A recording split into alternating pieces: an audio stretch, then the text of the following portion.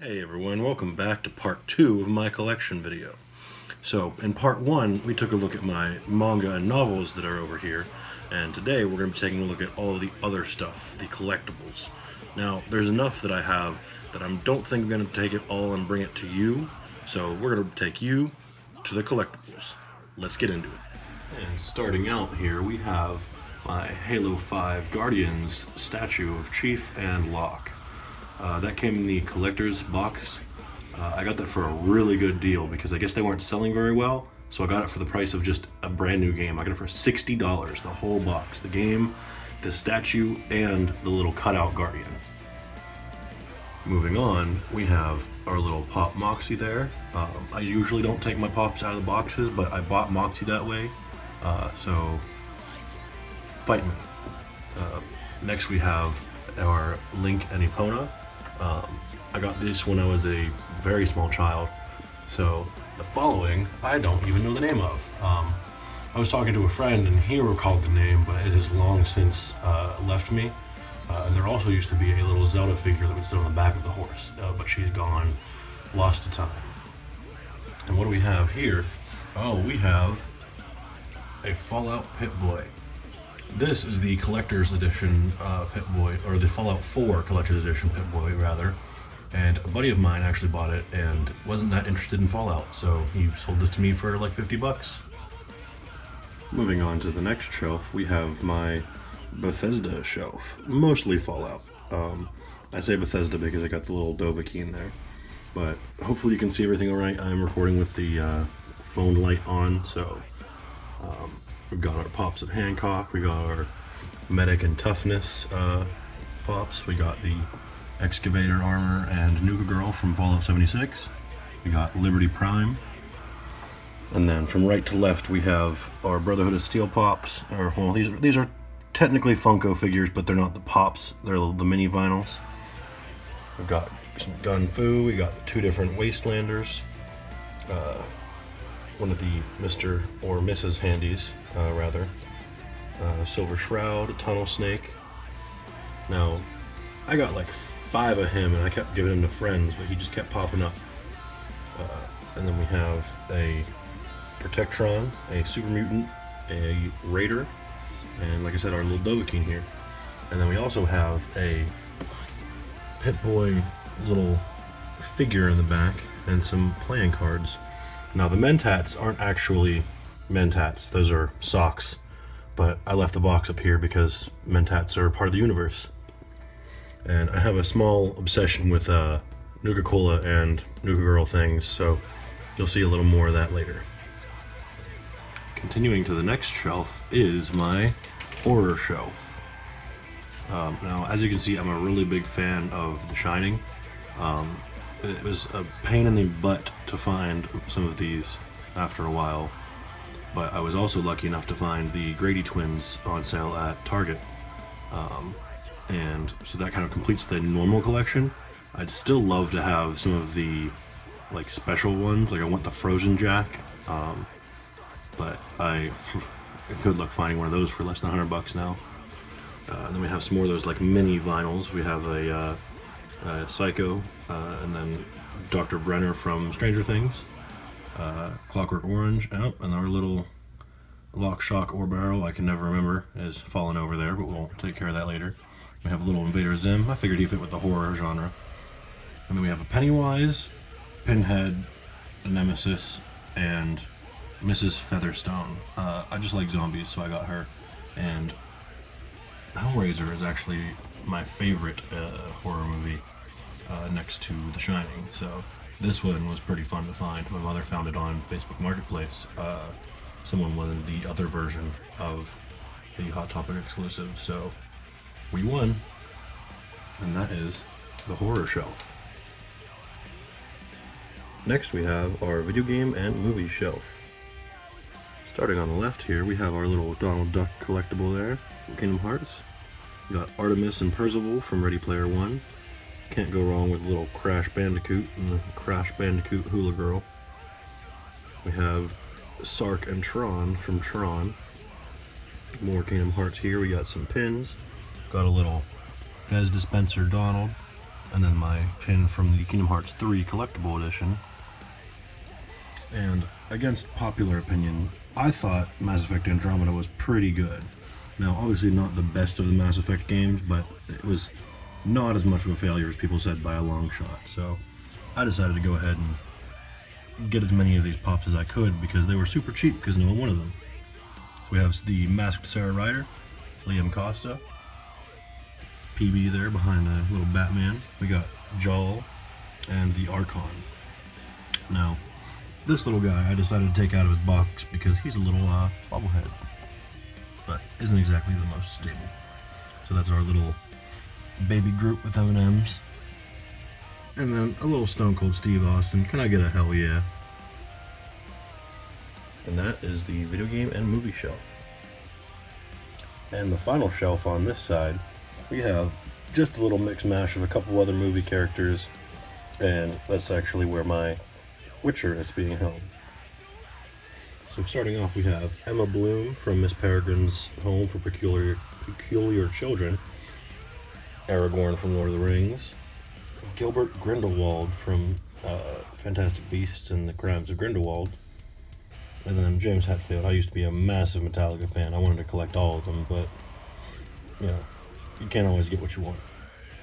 Well, next to our Witcher collection, we have Aridin from The Witcher 3 Wild Hunt. Hidden in the back there, we have a little droid ship. And we'll get to the Star Wars collectibles here in a moment after a quick disclaimer. Before we go any further, I wanted to add a quick disclaimer to the rest of this collection. So, for the hardcore collectors, this is going to hurt a little bit, because when I was getting these as a young child, I did not understand the concept of collecting, and I just wanted to play with my toys. So, none of these are in their boxes, and I'll say that outright, because I know that people really frown upon that. But again, none of these were recent purchases, and the only one that was, the box was just totally destroyed, so I took it out anyway. So, bear with me. This is a pretty bulky collection that I have of Star Wars figures, so I just wanted to give you a warning before you start ranting in the comments about how bad it is. Go right ahead and continue to rant, but I'm just telling you, this was all done under the age of 13, so you have been warned. Starting at the bottom here is the beginning of our Star Wars collectibles. Beginning off, we have my lightsabers. I have 3 of them: Obi-Wan, Anakin, and a Darth Vader. And then we have a little mix mash of things. That's actually a Taco Bell cup from, I want to say, the late 90s, early 2000s. My stepfather actually worked at Taco Bell long ago, and he got that for me. Well, gave that to me, rather. And I've kept it ever since. We have our Captain Phasma, our little droid there, our Princess Leia Fez dispenser, a R2-D2 little plushie, and a pale Boba or Jango Fett pop. That's also a bobblehead as well as the Phasma. Continuing, we have the bulk of my action figures. Now, I'm not going to go through and name all of them. I'm just going to point out some of my favorites. Now, some of these are older than I am, and some of them are obviously within the last 25 years. So, there's the broad wipe of them. And so, some of my favorites are the little R2 there. He used to actually be able to press him, and he would make his R2-D2 noises. We have our trooper in the back. That's the Utapau trooper.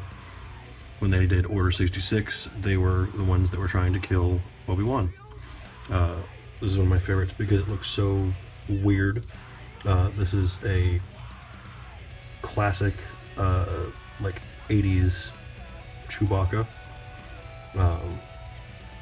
I got him in a large box off of eBay full of a bunch of older figures, which you'll see kind of throughout this. I love the Destroyer droid, or Droideka.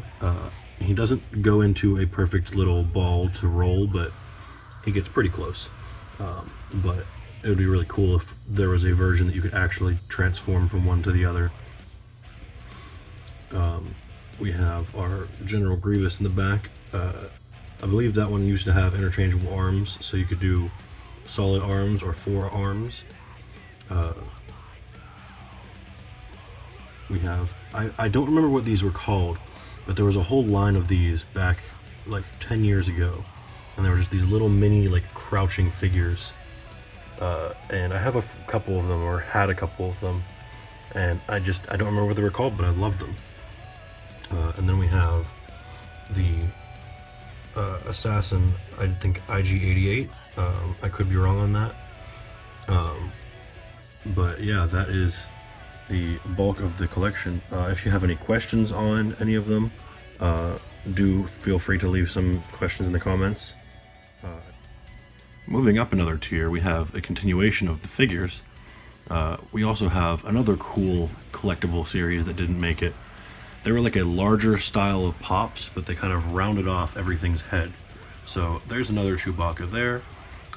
Ignore the absolute disgusting dinginess of that clone trooper. Now, these are actually Burger King toys from years ago.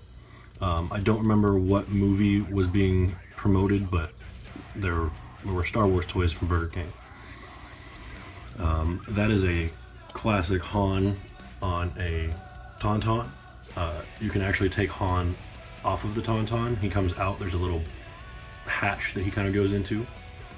That in the back is actually a list of all of the vintage action figures, which I do have a number of them here as well, and maybe I'll come back in another video and point those out. Let me know in the comments if you'd be interested in that. And there is the collector's Star Wars album from back in the original trilogy. It has been opened, obviously, but I keep it in its little plastic thing. I need to get a stand because it's starting to bend a little bit and I don't really want it to stay that way, but unfortunately this is what I've got at the moment. If you got any questions about these ones, also feel free to leave them in the comments. Coming up to the top shelf here, I'm going to try and keep the flash out of the mirror. We have a model of Darth Vader's TIE Fighter that my father actually put together for me. And then we also have a little mini version of Darth Vader's TIE Fighter. There's an A-Wing and a Premiere magazine that has an article about episode 1, I believe. Yeah, that's episode 1, Obi-Wan.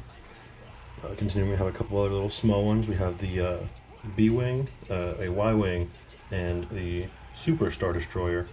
That's like the mothership Star Destroyer. We also have an entertainment magazine with the future of Star Wars. I don't remember what the article entailed, but I held on to it because it was Star Wars. Then we have a Lego TIE Interceptor, and then a Star Wars The Force Awakens little hologram thing. I hope the camera's catching it all right. It looks kind of funny to me, but I thought it was cool, so I picked it up. And this cool little thing was a Star Wars Space Punch. Essentially it was just a little fruit punch in a can. It was blue, so they called it Star Wars Space Punch. Let me know what you think of these. If you have any other questions, please feel free to let me know. Finishing up with the collection, we have a couple of little wall hangies here. These are all for Fallout. We have a Nuka-Cola Nuka Girl, the Thirst Zapper, and a Vault-Tec poster. I just want to say thanks again for coming. This was part 2 of my collection. I believe that covers pretty much everything I have. I have a bunch of band memorabilia, but I don't really consider that a collection. That's just a thing that I do. If you were interested in seeing that, please let me know. It won't be a part 3, it'll be a completely separate thing. It might take me a little more time to dig everything out. But again, please let me know if you'd be interested in that. If you enjoyed this video, please consider subscribing. I'll be doing a lot more manga and collectibles in the future. Here in the next few weeks, I'll be purchasing some more. Hopefully I'll have the ability to throw together a little July haul. Maybe, maybe not, we'll see. But definitely stay tuned for the future of the channel. I look forward to continuing to put out some content and giving some reviews for you. So for now, this is Crispy. I'm out of here.